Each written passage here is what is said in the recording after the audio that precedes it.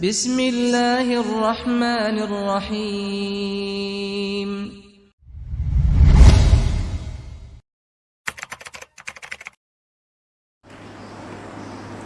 Bismillahirrahmanirrahim.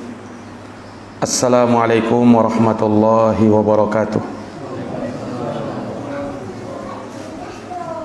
Alhamdulillah, alhamdulillahi rabbil alamin. Wabihi nasta'inu ala umuri dunya waddin. Ashhadu an la ilaha illallah wahdahu la syarikalah, ilahul awwalina wal akhirin.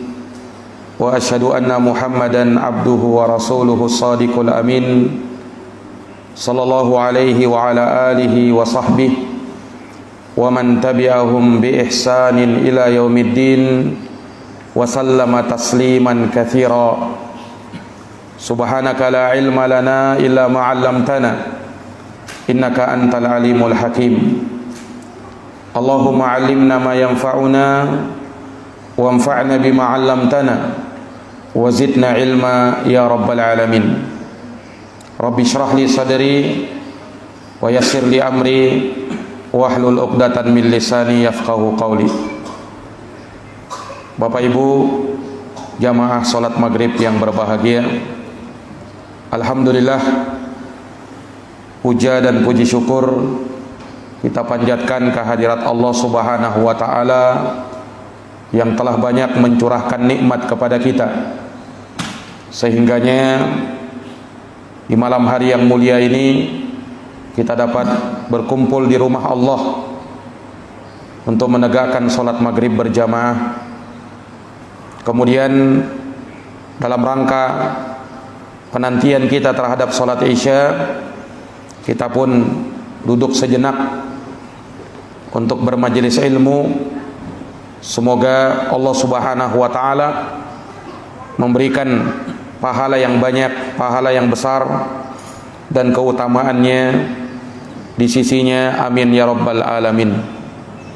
Salawat dan salam semoga terkirimkan, tercurahkan, terlimpahkan kepada uswah dan qudwah kita, Nabiullah Muhammad sallallahu alaihi wasallam, seorang nabi yang diutus oleh Allah Subhanahu wa taala sebagai dai yang mengajak kepada agama Allah, wasirajam munira, sebagai pelita yang menerangi, yang mengeluarkan manusia minadh-dhulumati ilan nur, dari lembah gelap gulita menuju cahaya terang benderang.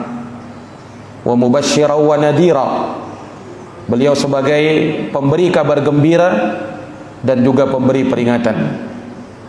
Maka kita bersyukur kepada Allah tatkala Allah menjadikan kita sebagai umat beliau, umat terbaik, umat akhir zaman, umat yang pertama akan mengetuk pintu surga adalah dari Nabi kita Muhammad sallallahu alaihi wasallam. Kaum muslimin dan muslimat, Bapak Ibu dan saudara-saudari yang dirahmati oleh Allah. Tema pengajian kita pada malam hari ini adalah buah dari keikhlasan. Ketahuilah Bapak Ibu yang dirahmati oleh Allah, semangat dalam beramal, semangat dalam beribadah adalah hal yang baik. Terlebih lagi ketika kita banyak melihat keadaan manusia yang pada hari ini mulai kendor semangatnya untuk beribadah itu. Kalau dalam urusan dunia, bekerja untuk perkara dunia, semangat mereka, dan tidak akan berani telat, bekerja tepat waktu, rela untuk bangun subuh-subuh, bahkan sebelum daripada itu untuk bekerja. Semangat luar biasa. Tetapi untuk urusan akhirat, untuk urusan agamanya, untuk urusan sholatnya, maka dia banyak bermalas-malasan untuk hal tersebut. Sehingga semangat untuk beribadah kepada Allah itu hal yang penting. Akan tetapi perlu diingat, ada hal yang lebih penting dari sekedar semangat, yaitu ilmu terhadap amal ibadah yang ingin kita kerjakan. Semangat boleh, tapi kalau tak ada ilmu di dalam ibadah yang kita kerjakan, maka ibadah kita bisa menjadi sia-sia. Karena yang namanya ibadah itu harus landasannya karena ilmu. Bagaimana cara kita beribadah? Bagaimana cara kita sholat? Bagaimana caranya kita berpuasa? Bagaimana caranya kita haji? Semuanya diajarkan oleh Nabi Sallallahu Alaihi Wasallam. Makanya Rasul pernah bersabda terkait dengan sholat, misalnya, "Shollu kama ra'aitumuni usolli." Sholatlah kamu sebagaimana kamu melihat aku sholat. Tentang haji, kata Nabi Sallallahu Alaihi Wasallam, "Khudu anni manasikakum." Ambillah dari saya, kata Nabi, tata cara manasik haji kalian, sesuai dengan tuntunanku, sesuai dengan apa yang aku tunjukkan. Dan itu tidak mungkin kita dapatkan kecuali dengan berilmu, mempelajari ilmunya. Makanya al-ilmu qabla al-qawli wal amal. Berilmu dulu sebelum kita berucap dan sebelum kita beramal. Dan ilmu yang mendasar terkait dengan ibadah dan amalan yang kita kerjakan, yang paling menjadi dasarnya dan merupakan pondasi dari setiap amalan, itulah keikhlasan. Ini syarat diterimanya, syarat sah tidaknya amalan yang kita kerjakan. Ikhlasun niyah, mengikhlaskan niat hanya untuk Allah Subhanahu wa ta'ala Rabbul Alamin. Ini syarat. Tak ada niat, tak ada keikhlasan, maka tak akan ada amalan yang diterima oleh Allah. Innamal a'malu binniyat. Amalan itu tergantung dengan niatnya. Wa ma umiru illa liya'budullaha mukhlishina lahuddin. Tidaklah mereka diperintah, kata Allah, illa kecuali liya'budullaha, untuk beribadah kepada Allah. Apakah sekedar ibadah? Tidak. Mukhlishina lahuddin. Kamu beribadah syaratnya harus ikhlas, hanya mengharapkan wajah Allah Subhanahu wa ta'ala. Ala lillahid dinul khalis. Ketahuilah, milik Allah Subhanahu wa ta'ala agama yang ikhlas, agama yang murni hanya untuk Allah. Ikhlas, kalimat yang mungkin sangat sering kita dengarkan. Tapi apa definisi ikhlas itu? Ulama menyebutkan definisinya. Ikhlas itu, kata mereka, ayyurada bil amali wajhullahi ta'ala. Seseorang yang beramal, dia niatkan, dia maksudkan untuk mengharapkan wajah Allah Subhanahu wa ta'ala, tidak yang lainnya. Nah, ini ikhlas. Dia beramal, maksudnya, niatnya adalah karena mengharapkan wajah Allah. Nah, ini maksud ini. Niat ini seperti ini. Ibadahnya karena itu. Bukan karena menginginkan sesuatu dari perkara dunia. Yang dia harapkan adalah negeri akhirat, bukan balasan manusia, bukan pujian manusia, bukan ucapan terima kasih dari manusia, bukan pengagungan, sanjungan dari manusia, bukan. Sebab tidak mungkin berkumpul antara keikhlasan dengan mengharapkan pujian, mengharapkan sanjungan, mengharapkan balasan dari manusia. Tidak mungkin pernah berkumpul, kecuali sebagaimana berkumpulnya air dengan api. Tidak akan bisa berkumpul. Kalau ada air, maka padam api yang terkena oleh air. sehingga tidak akan mungkin bisa ketemu. Keikhlasan mengharapkan dunia. Ketika dia mengharapkan salah satu dari hal tersebut, dia dapatkan apa yang dia inginkan. Ketika dia ikhlas, maka pahalanya di sisi Allah. Ketika dia ingin dunia, dikasih dunia, tetapi haram baginya balasan di akhirat. Ini jamaah sekalian. Makanya kalau kita beramal, kalau kita mau memberi, kalau kita mau bersedekah, jangan sama sekali ucapkan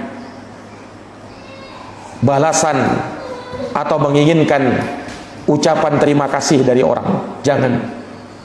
Karena kalau kita masih mengharapkan seperti itu, berarti ada sesuatu yang belum tulus dalam hati kita.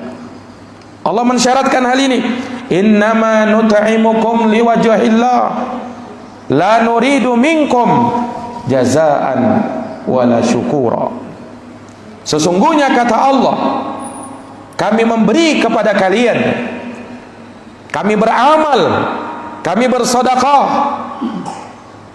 kami memberi makan kepada kalian semata mengharapkan wajah Allah.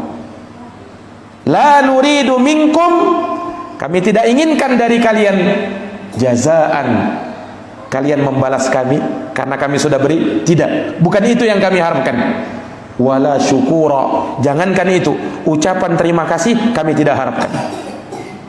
Jadi kalau ada orang memberi, Pak, kemudian dia masih menunggu ucapan terima kasih, ini tanda dia belum tulus. Nggak usah ucapkan, nggak usah harapkan balasan itu, ucapan itu nggak usah. Walaupun kita yang diberi, sebagai adab kita yang ucap terima kasih, ucap jazakallahu khaira, semoga Allah membalasmu dengan kebaikan. Tapi orang yang memberi jangan mengharapkan itu. Sebab kapan dia mengharapkan itu, ada sesuatu yang ada pada dirinya dari ketidakikhlasan. Walaupun mungkin kecil, tetapi ingat, yang kecil itu bisa menjadi besar. Nah, ini para hadirin yang dirahmati oleh Allah, ini ketulusan, ini keikhlasan.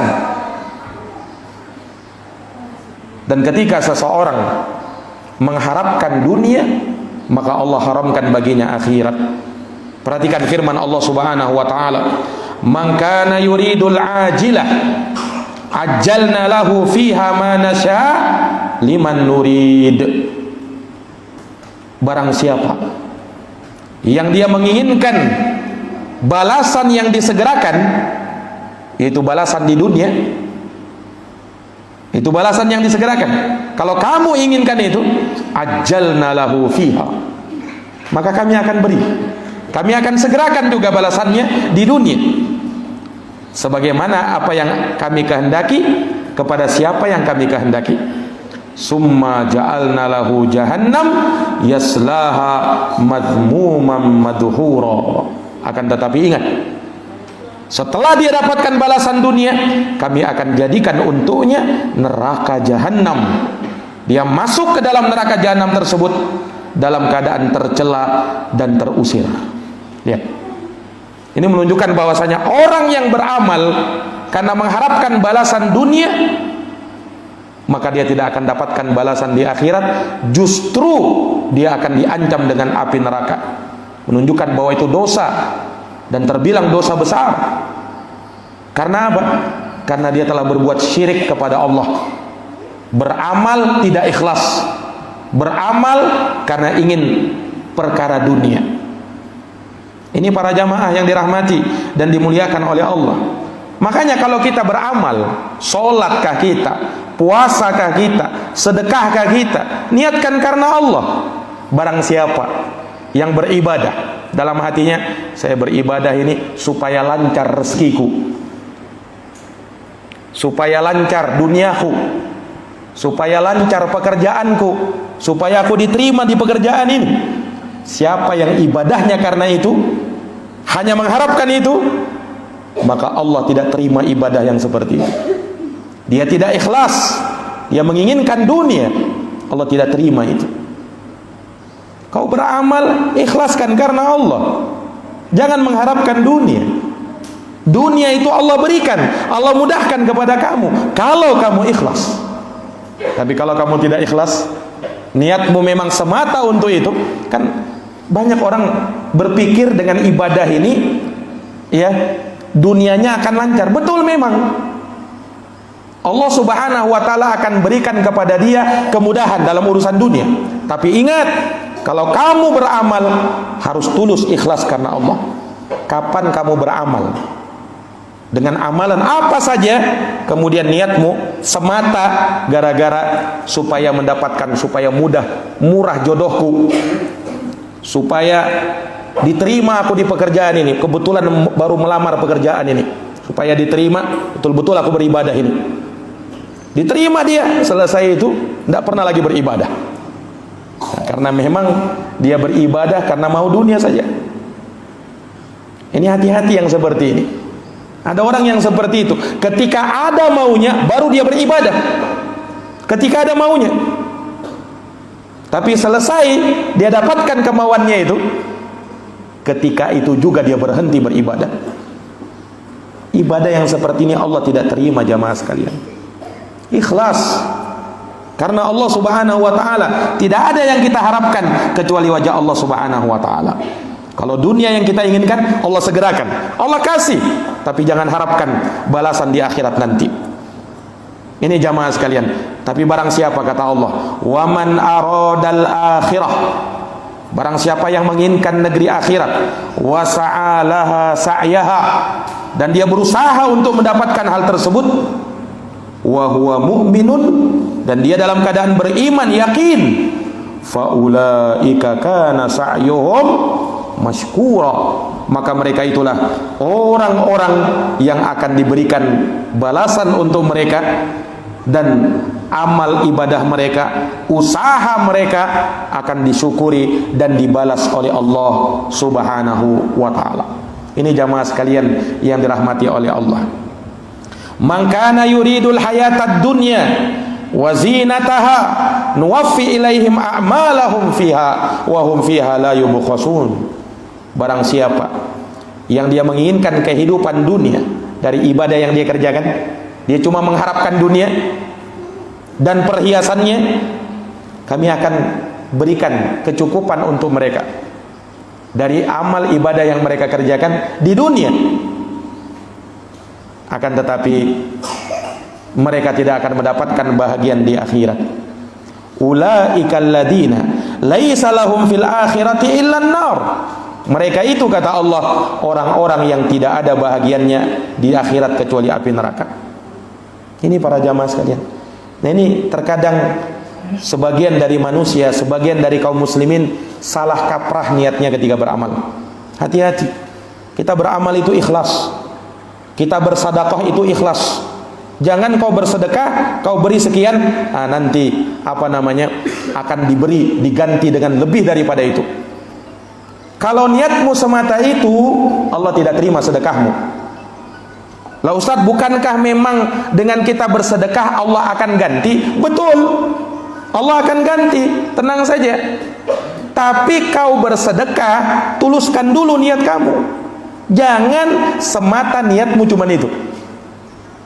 Ada sebagian orang kan memberi motivasi mau sedekah. Sedekah kau, bersedekah kau dengan hartamu, Allah ganti 2 kali lipat, Allah ganti 10 kali lipat. Jangan khawatir, Allah ganti itu. Motivasinya cuma itu. Ikhlasnya mana? Ini salah, keliru ini. Kalau motivasinya cuma dunia, jangan sampai salah orang dalam beramal.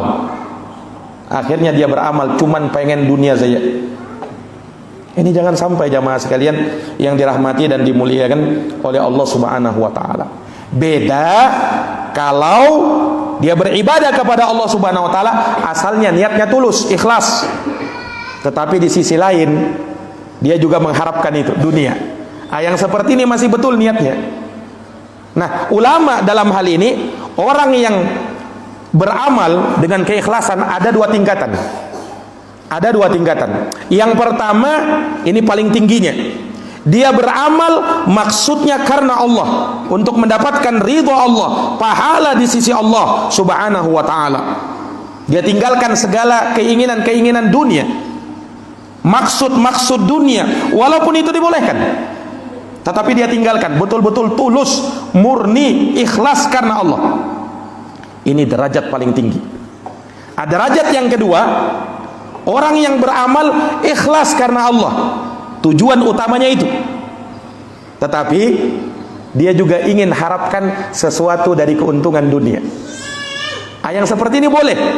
Kenapa? Tujuan utamanya karena Allah, tapi dia harapkan di hati kecilnya ada sesuatu karena Allah, ada sesuatu dari perkara dunia. Misalnya orang puasa, Pak, puasa karena Allah kan, tapi dalam niatnya tujuan utamanya karena Allah. Dalam niatnya, saya juga niatkan puasa ini supaya badanku sehat.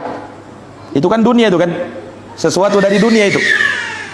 Niatnya karena Allah, awalnya utamanya niatnya itu, tetapi ya supaya badanku sehat juga.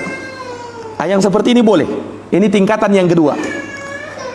Tetapi jangan sampai terbalik, justru niat utamanya dunia. Ini salah. Kalau niat utamanya tetap karena Allah, tapi dia inginkan di balik itu ada sesuatu dari dunia, itu niat yang kesekiannya, maka yang seperti ini dibolehkan. Orang bersedekah misalnya,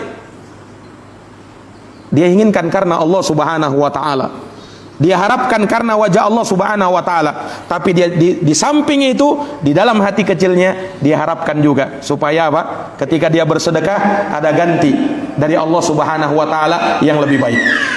Nah, sama ketika ada orang berhaji, dia berhaji sekaligus niat dagang pas nanti di sana. Iya. Tapi niat utamanya bukan karena dagang, niat utamanya karena Allah dia berhaji. Tapi di samping itu dia juga mengambil kesempatan. Nah, ini boleh seperti ini. Ini derajat yang kedua. Mana yang lebih utama, derajat pertama atau derajat kedua? Kata ulama, yang lebih utama derajat pertama, yang betul-betul memang murni karena Allah. Yang kedua itu masih boleh, karena niat utamanya karena Allah, dan dia inginkan sesuatu dari perkara dunia. Yang tidak boleh kalau niat utamanya dunia, justru niat karena Allah itu nomor dua. Nah, ini tidak boleh seperti ini. Keliru dia dalam berniat kalau seperti itu. Ini para jamaah yang dirahmati oleh Allah, jangan sampai kita keliru di dalam perkara ini. Ini perkara-perkara besar.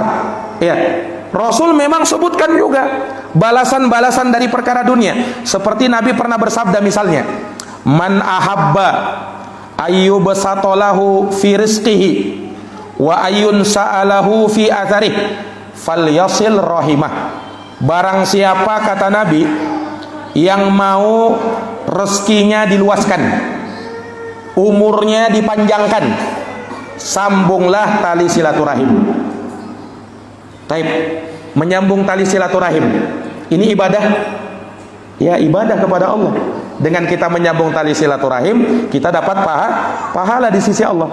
Tapi lihat, Nabi sebutkan balasan apa ini? Akhirat atau balasan dunia? Dilapangkan rezekinya, dipanjangkan umurnya. Ini kan dunia ini. Apakah boleh kita menyambung tali silaturahim, kemudian niat kita untuk supaya rezeki kita lancar, supaya umur kita dipanjangkan? Boleh tidak seperti itu? Kata ulama, dilihat. Kalau niat utamamu cuman itu, tidak boleh. Kalau niat utamamu cuman itu, karena itu dunia. Tapi kalau itu jadi niat sampingan, boleh. Niatmu nyambung silaturahim karena Allah, tulus karena Allah. Nah, di samping itu kamu harapkan juga keutamaan hadits ini, supaya rezeki saya lancar, supaya apa? Supaya umur saya dipanjangkan. Nah, itu boleh yang seperti itu. Nah, ini para jamaah yang dirahmati dan dimuliakan oleh Allah Subhanahu wa ta'ala. Maka dengan keikhlasan ini dari perkara yang luar biasa, yang akan memberikan pengaruh terhadap amal ibadah yang kita kerjakan.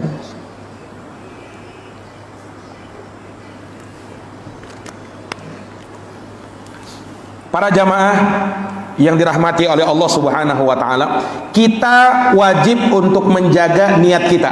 Kapan itu, Ustaz?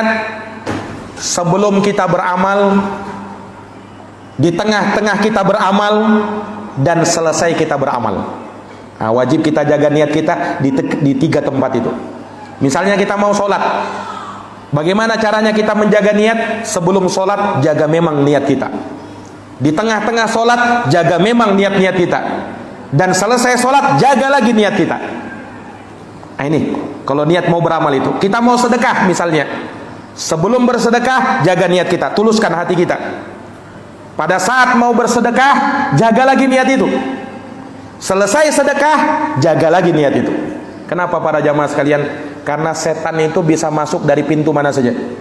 Bisa dia masuk sebelum kamu bersedekah, bisa dia masuk pada saat kamu sedekah, bisa dia masuk selesai kamu sedekah. Setan bisa masuk, Pak. Bisa jadi misalnya awal dia sebelum mau sedekah niatnya tulus. Pas dia mau masukkan uang di celengannya, langsung ada orang lihat. Berubah langsung lihatnya. Lihat, awalnya tadi ikhlas. Tapi pada saat dia mau masukkan di celengan, langsung ada orang memperhatikan, berubah niatnya. Oh ini, supaya dilihat ini. Nah, dia masukkan uangnya. Nah, sudah berbeda itu. Nah, atau misalnya niatnya tulus pada saat dia sedekah. Betul-betul tulus ini. Pada saat dia sedekah tulus, betul-betul dia masukkan. Selesai sedekah, ada orang puji dia. Wih, hebatnya kau sedekahkan uangmu, banyak-banyaknya lagi itu. Nah, akhirnya timbul perasaan ujub. Oh memang saya ini tiap hari lo bersedekah begitu. Nah ini ujub, perasaan ujub ini. Setan masuk lagi, merusak niatnya dia tadi. Padahalnya tadi apa? Tulus, ikhlas. Muncul perasaan bangga. Muncul perasaan apa? Bangga terhadap amalan yang dikerjakan. Terhapus amal ibadahnya. Ini jamaah sekalian. Jadi kita wajib menjaga niat kita sebelum kita beramal, di tengah-tengah kita beramal, selesai kita beramal, wajib jaga niat. Jangan sampai niat kita itu ya dimasuki oleh syaitan. Dan ini Pak bisa menimpa siapa saja. Dan kita tidak merasa aman dari hal tersebut. Jangan berkata, oh Ustadz, saya ini tidak bisa diganggu sama setan Ustadz. Oh siapa Anda? Nah, siapapun dari kita akan terkena bujuk rayu setan itu Pak. Tidak ada yang merasa aman dari hal tersebut. Nah, sehebat apapun ibadah yang kita lakukan, setan kapan-kapan saja bisa masuk dia menipu ibadah kita. Nah ini para jamaah yang dirahmati oleh Allah Subhanahu Wa Taala. Ya makanya kita wajib menjaga niat kita dalam hal-hal tersebut. Para jamaah yang dirahmati dan dimuliakan oleh Allah. Apa ciri tandanya orang ikhlas itu? Ada beberapa cirinya. Yang pertama, ciri orang yang ikhlas, dia akan terus beramal, baik dia beramal ketika sendirian atau ketika tidak ada orang. Terus dia beramal, baik ketika dia sendirian atau bersama orang, tidak peduli dia, tetap dia beribadah. Itu tanda orang ikhlas. Menunjukkan bahwa kalau ada orang, nanti baru mau beramal. Kalau ada orang, kalau tak ada orang dia tak mau beramal, nah ini tanda dia tidak ikhlas dalam beramal. Orang ikhlas itu tidak peduli dia ada orang, tidak ada orang perhatikan dia, tidak ada orang perhatikan dia, sama saja bagi dia. Kenapa? Karena dia beramal untuk Allah, bukan untuk manusia. Nah, ini para jamaah yang dirahmati dan dimuliakan oleh Allah Subhanahu Wa Taala. Makanya jaga yang seperti ini. Nah, kita betul-betul beramal karena Allah Subhanahu Wa Taala. Ada orang atau tidak ada orang, sama saja bagi dirinya. Nah, ini para jamaah yang dirahmati dan dimuliakan oleh Allah Subhanahu Wa Taala. Karena Allah Subhanahu Wa Taala yang maha tahu apa yang kita kerjakan, apa yang kita lakukan, apa yang kita amalkan. Itu ciri pertama. Ciri kedua, dari ciri orang yang ikhlas dalam beramal, dia tetap istiqomah di dalam amalannya meski tidak ada orang yang memuji atau ada orang yang memuji. Iya, dia tetap istiqomah. Mau ada orang puji dia, mau tidak ada orang puji dia, tetap dia istiqomah dalam beramal. Menunjukkan bahwasanya kalau ada orang beramal, nanti kalau dipuji sama orang, kalau tidak dipuji dia tidak mau beramal, ini tanda dia tidak ikhlas. Tanda tidak ikhlas. Ada cerita orang, kisah nyata Pak.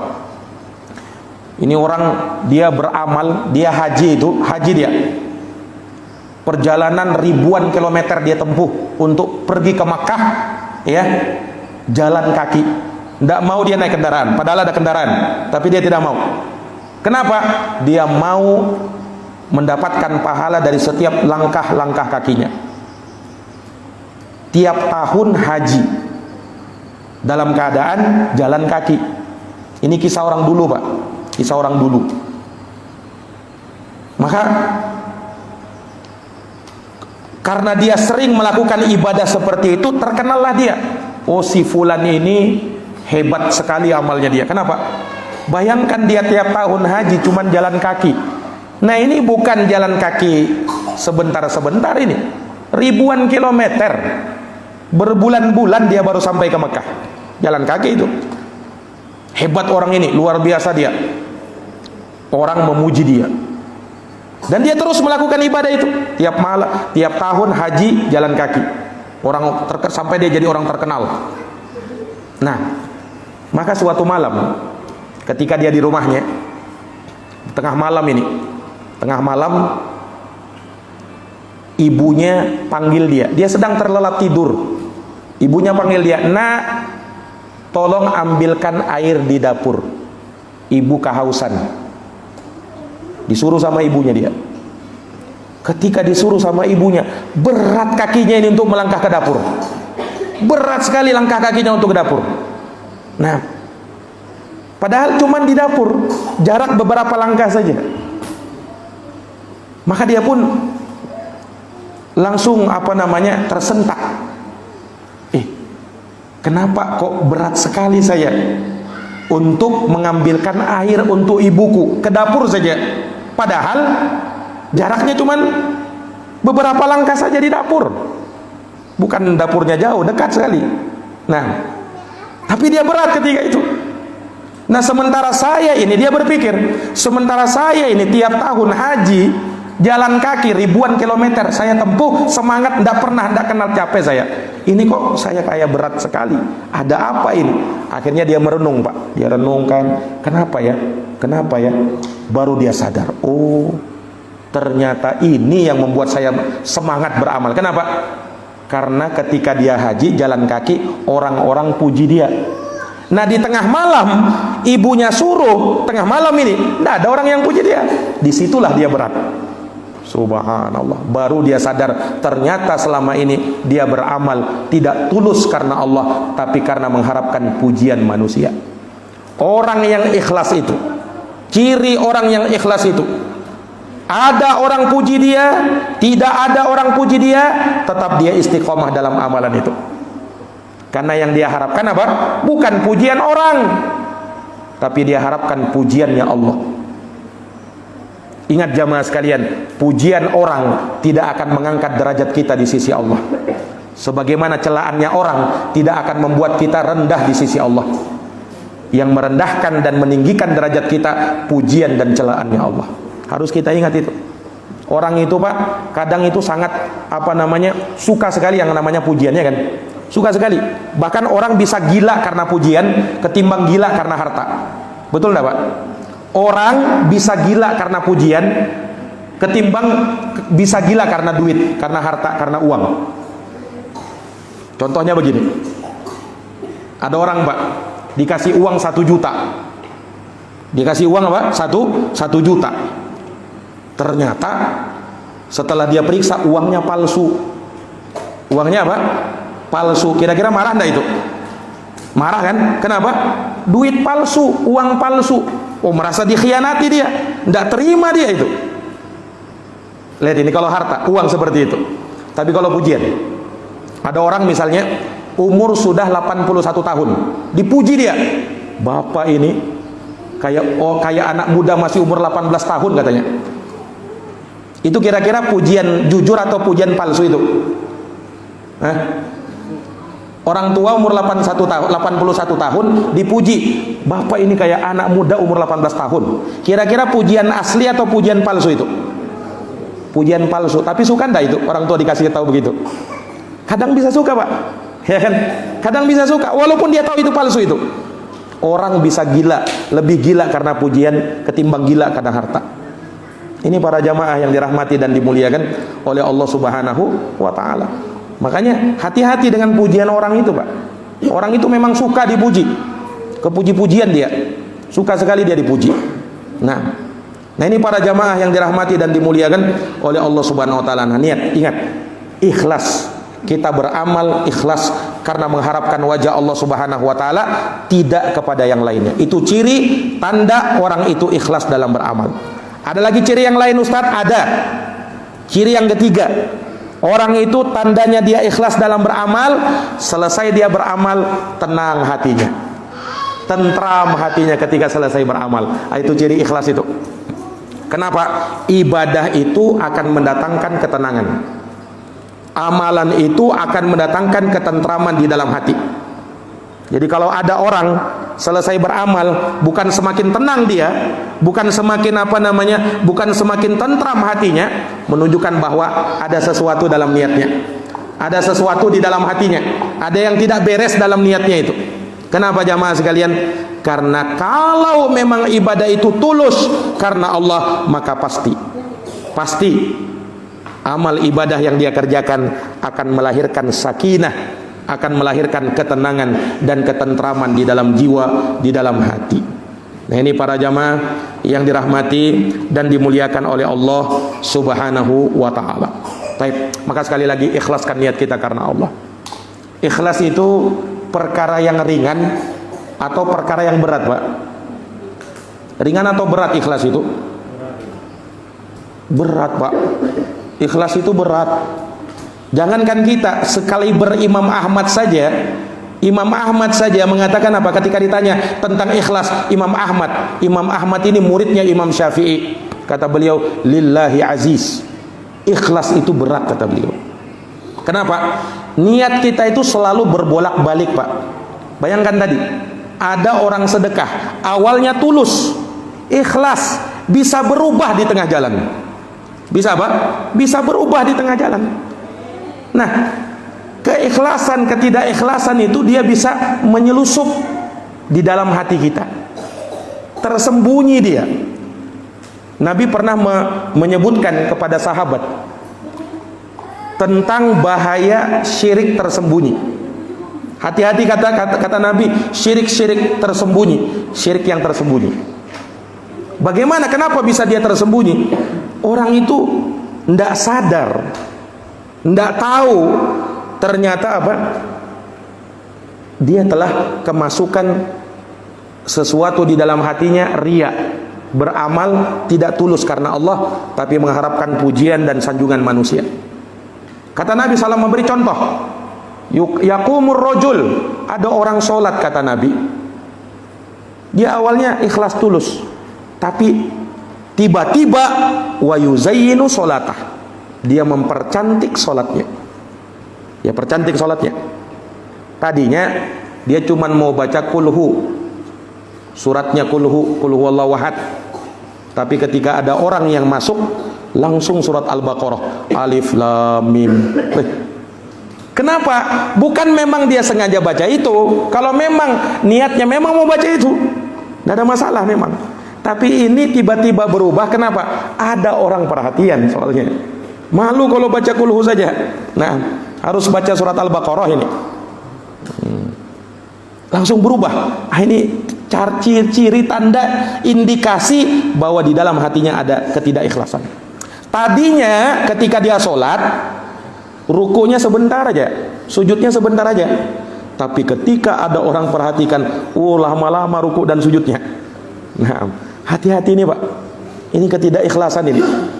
Bisa menimpa siapa saja. Orang beramal bisa menimpa siapa saja. Jangan sampai kita terjerumus ke dalam hal-hal yang mungkin kita anggap remeh-temeh. Kadang sebagian orang itu, yang penting kan Ustaz saya sudah beramal, yang penting kan Ustaz saya sudah beribadah. Bukan yang penting itu. Yang penting amal ibadahmu sudah diterima atau belum. Itu yang penting. Kalau kau beribadah nanti sia-sia ibadahmu, Allah tidak terima, itu belum menggugurkan kewajiban kamu. Jadi yang penting bukan cuma ibadah, yang penting diterima ndak ibadahnya kamu itu. Lah kan Ustadz, urusan diterima atau tidak diterimanya kan itu kan urusannya Allah, betul. tetapi usahakanlah, upayakanlah supaya ibadahmu itu diterima sama Allah. Nah, setelah itu pasrahkan kepada Allah. Setelah kita berusaha. Nah, ini para jamaah, makanya penting mempelajari tentang keikhlasan itu. Ini para jamaah yang dirahmati dan dimuliakan oleh Allah Subhanahu wa taala. Iya. Dan keikhlasan ini ya akan menjadi kuat pada diri kita manakala kita bersifat dengan beberapa sifat. Di antaranya muraqabatullah, merasa diawasi sama Allah. Nah, ini akan memperkuat keikhlasan kita. Kalau kita merasa diawasi sama Allah Subhanahu wa taala. Artinya apa? Merasa diawasi oleh Allah, ya. Ya bayangkan seperti kita bekerja, Pak. Kemudian bos kita perhatikan. Atau bos kita tidak perhatikan. Tapi kalau di zaman sekarang ini ada CCTV, Pak. Ada CCTV. CCTV itu langsung terhubung ke atasan kita. Dia dalam kantornya dia bisa lihat pekerjaan kita. Si fulan ini rajin tak kerja atau tidak? Ada CCTV. Kira-kira kalau dia bekerja ada CCTV memperhatikan dia bagaimana pekerjaannya, semakin hebat kan? Semakin bagus kan? Kenapa? Ada yang perhatikan. Nah, orang yang beribadah kepada Allah harusnya hadirkan perasaan seperti itu. Merasa di CCTV oleh Allah Subhanahu wa taala. Allah mengawasi dia. Allah melihat dia, dan CCTV-nya Allah tidak terbatas. Kalau manusia CCTV-nya terbatas, Pak. Hanya dalam lingkup ruang yang memang dijangkau sama CCTV itu. Nah, kalau Allah tidak terbatas CCTV-nya itu. Nah, Allah melihat di mana saja, kapan saja, di tempat yang tersembunyi bagaimanapun Allah lihat. Maka kalau orang merasa diawasi sama Allah, subhanallah, betul-betul dia menjadi orang yang paling takwa kepada Allah Subhanahu wa taala, dan itu akan membantu dia ikhlas, ya kan? Akan membantu dia ikhlas. Kenapa? Dia merasa diawasi sama Allah. Nah, Allah itu bukan hanya tahu gerak-gerik kita, bukan hanya tahu amal ibadah kita, bukan hanya tahu apa yang kita ucapkan, tapi yang dalam batin kita Allah pun tahu. Allah pun tahu isi batin kita itu, Pak. Apalagi cuman gerakan kita, apalagi cuman ucapan kita. Ini akan membantu kita untuk ikhlas karena Allah Subhanahu wa taala. Kemudian beramal supaya kita semakin ikhlas. Upayakan kalau mampu kita beramal itu sembunyi-sembunyi. Jangan suka pamer mau beramal. Ada sebagian orang ini kalau mau beramal sedikit-sedikit selfie dia. Sekarang saya mau sedekah. Selfie dia dulu, masukkan celengan. Selfie dia, baru pasang di status, supaya di like oleh banyak orang. Nah, subhanallah, ini mau beramal atau apa ini? Nah, ada orang mau sholat malam tahajud, dia pasang selfie dulu sebelum tahajud.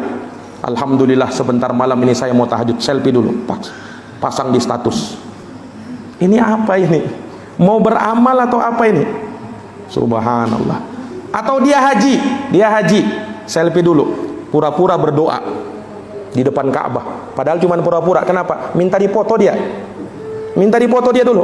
Nah, dipoto sama orang, dia berdoa, padahal pura-pura itu. Nah, ini mau beribadah atau apa ini? Ulama kita mengatakan, semakin tersembunyi ibadah kamu, maka semakin kuat keikhlasan kamu. Jangan mau suka pamer, Pak, ibadah itu. Ibadah itu rahasia kita dengan Allah Subhanahu wa taala. Jangan mau pamer dengan ibadah kita. Nah, yang tahu itu Allah Subhanahu wa taala, yang memberi balasan kepada kita Allah Subhanahu wa taala. Lihat, 7 golongan yang dinaungi oleh Allah, hari yang tiada naungan kecuali naungannya Allah. Salah satunya apa? Wa rajulun tasaddaqa bi shadaqatin fa akhfaha. Seseorang yang bersedekah dengan satu sedekah, dia sembunyikan sedekahnya sampai tangan kirinya tak tahu apa yang disedekahkan oleh tangan kanannya. Saking ikhlasnya dia. Ini yang bisa membantu kita dari keikhlasan. Nah, terakhir, buah dari keikhlasan itu. Wah, ini Pak, buah keikhlasan sangat banyak. Nah, yang kita bisa sebutkan pada pertemuan ini, buah dari keikhlasan, dengan keikhlasan kita kepada Allah Subhanahu wa taala, Allah akan berikan perlindungan kepada kita. Allah akan berikan perlindungan kepada kita, Pak, dalam segala aktivitas kita. Allah Subhanahu wa taala akan berikan perlindungan kepada kita, sehingga ada musibah yang menimpa kita, kita pun dilindungi sama Allah. Allah berfirman, "Alaihissallahu bikafin 'abdah." Bukankah Allah yang memberikan perlindungan kepada hambanya? Semakin besar penghambaannya kepada Allah, maka semakin besar pula perlindungan Allah Subhanahu wa taala kepada dirinya, sehingga Allah akan tolong dia, Allah akan kuatkan dia, Allah akan bela dia, Allah akan berikan perlindungan selalu terhadap dirinya. Dan yang kedua, bahwa dengan keikhlasan akan membuahkan keselamatan dunia akhirat dari segala mara bahaya, dari segala musibah. Ketika dia ikhlaskan karena Allah, maka Allah akan berikan keselamatan. Jangankan kita, Pak, orang musyrik saja, kalau dia ikhlaskan niatnya berdoa karena Allah, Allah bisa kabulkan doanya, kemudian dia selamat dari mara bahaya itu. Allah sebutkan kisahnya orang-orang musyrikin ketika mereka ditimba di lamun ombak yang menggunung di tengah lautan ini. Apa yang mereka lakukan? Da'allaha mukhlishina lahuddin. Orang musyrik, Pak, mereka berdoa kepada Allah tulus karena Allah, ikhlas. Allah selamatkan. Falamma najahum ilal barri idahum yusyrikun. Tapi ketika dia selamat, tiba-tiba dia berbuat syirik lagi. Orang musyrikin. Tapi syahidnya di situ Allah berikan keselamatan.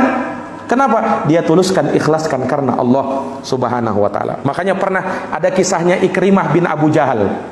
Mungkin kita kenal si Abu Jahal, Pak, ya. Orang yang paling besar permusuhannya kepada Islam. Abu Jahal itu musuh bebuyutannya Nabi SAW. Sangat benci kepada Islam dan Nabi Muhammad SAW. Makanya digelari oleh Nabi dengan Abu Jahal, bapaknya kebodohan. Abu Jahal itu. Tapi jangan salah, Pak, anaknya Abu Jahal sahabat Nabi yang mulia. Namanya Ikrimah bin Abi Jahal. Sahabat Nabi ini, dulunya dia sebelum Islam sama kerasnya dengan bapaknya Abu Jahal. Si Ikrimah ini kerasnya sama dengan Abu Jahal. Tapi ketika Fathu Mekah, di saat Fathu Mekah, dia pun lari. Ikrimah ini, anaknya Abu Jahal ini lari. Nah, karena Nabi sudah masuk Mekah, menguasai Mekah, dia pun lari. Dia lari pakai kapal, Pak. Di tengah kapal, di lamun ombak, hampir tenggelam dia. Maka pemilik kapal berkata begini kepada si Ikrimah ini, "Wahai Ikrimah, kalau kau mau selamat, tuluskan niatmu, doamu karena kepada Allah saja. Tinggalkan Lata, tinggalkan Uzza, tinggalkan Hubal. Karena itu tidak bisa menyelamatkan kamu. Yang menyelamatkan kamu di saat ini hanya Allah." Maka dia pun tersadar di situ, Pak, Ikrimah. Ini waktu dia belum muslim ini. Dia pun tersadar. Lah, yang bisa menyelamatkan saya di saat saya berada di lautan ini hanya Allah. Berarti yang bisa memberikan keselamatan kepada saya bukan hanya di lautan, di daratan juga Allah Subhanahu wa taala. Maka dia betul-betul tulus beribadah, berdoa kepada Allah, "Ya Allah, kalau memang aku diselamatkan dari hal ini, betul-betul tulus aku beribadah, berdoa kepadamu. Ketika saya selamat, aku akan bersyahadat di hadapan Nabi." Allah kabulkan doanya Ikrimah bin Abi Jahal. Allah selamatkan dia. Betul pada saat dia sudah selamat, dia langsung pergi kepada Nabi Muhammad SAW, bersyahadat di hadapan Nabi. Nah, itulah sahabat Ikrimah bin Abi Jahal. Kenapa dia bisa selamat? Karena ketulusannya. Para jamaah yang dirahmati oleh Allah, demikian mungkin terkait dengan buah keikhlasan yang bisa kita paparkan pada pertemuan malam hari ini. Semoga bermanfaat. Jazakumullah khairan katsiran. Subhanakallahumma bihamdik, asyhadu an la ilaha illa anta astaghfiruka wa atubu ilaik. Wassalamualaikum warahmatullahi wabarakatuh.